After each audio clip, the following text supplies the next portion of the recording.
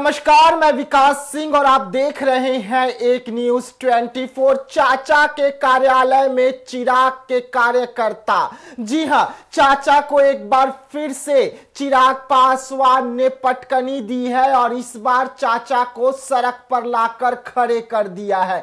चाचा पशुपति पारस अब कहीं के नहीं रहे। जिस तरीके से चाचा के हाथ से पहले लोकसभा की 5 सीट जाती है और 0 सीट पर चाचा आ जाते हैं, उसके बाद अब चाचा के हाथ से कार्यालय भी चली गई है और अब चाचा के कार्यालय में चिराग के जो कार्यकर्ता हैं वो घुसने लगे हैं और कब्जा करने लगे हैं। इस वक्त की बड़ी खबर हम आपको दे रहे हैं कि चाचा के कार्यालय में अब चिराग पासवान के कार्यकर्ताओं का हुजूम जो है वो पहुंच रहा है और अब देखने वाली बात होगी कि चाचा क्या करेंगे।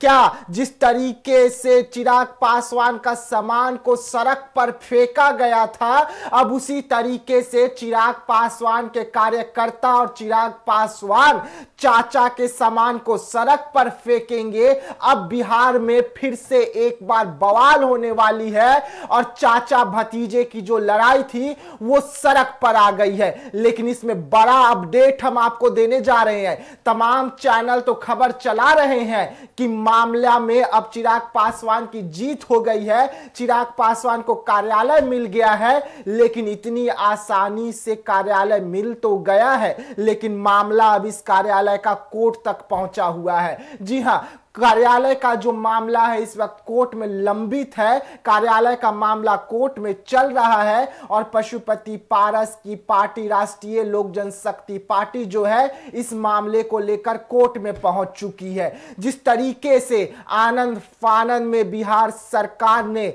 ये कार्यालय चिराग पासवान को दिया, उसके बाद सवाल उठ रहे थे कि क्या चिराग पासवान अपने शक्तियों का गलत उपयोग कर रहे हैं।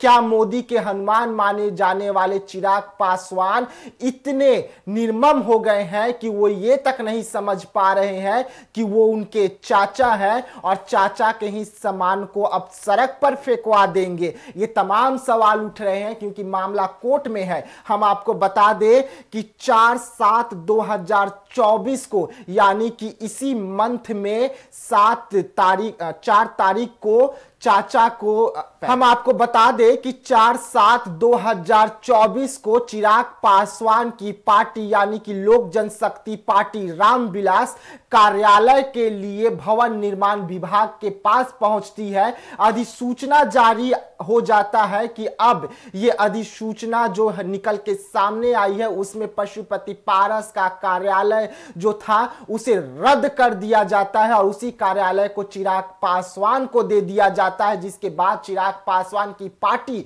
और चिराग पासवान के कार्यकर्ता गदगद हैं। अब कह रहे हैं कि हम हुजूम के साथ उस कार्यालय में जाएंगे और हुजूम के साथ जाकर उस कार्यालय पर कब्जा करेंगे। लेकिन अब भी उस कार्यालय में पशुपति पारस का जो पूरा सामान है वो है, अब भी वहां पर उनके कार्यकर्ताओं का कब्जा है। वैसे में एक बार फिर से बवाल होनी तय है जब चाचा भतीजे के कार्यकर्ता आमने सामने होंगे, चाचा आमने सामने होंगे। लेकिन बड़ा सवाल उठ रहा है कि इतनी जल्दी आखिरकार बिहार सरकार को क्या थी?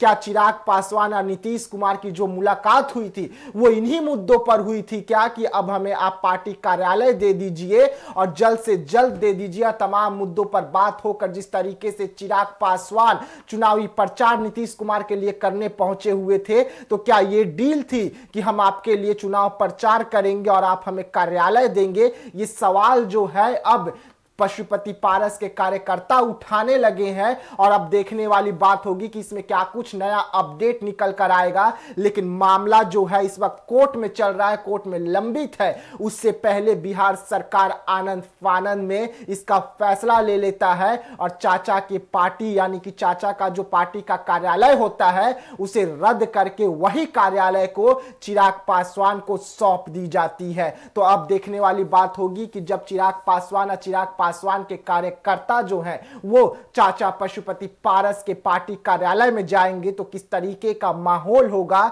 क्या पशुपति पारस वक्त रहते सामान वहां से निकाल लेंगे, शिफ्ट कर लेंगे, या उनका भी सामान जिस तरीके से चिराग पासवान का सड़कों पर फेंका गया था उस तरीके से पशुपति पारस का भी सामान सड़कों पर दिखेगा। तो ऐसे तमाम खबरों के लिए आप बने रहिएगा हमारे साथ। दीजिएगा इजाजत, धन्यवाद।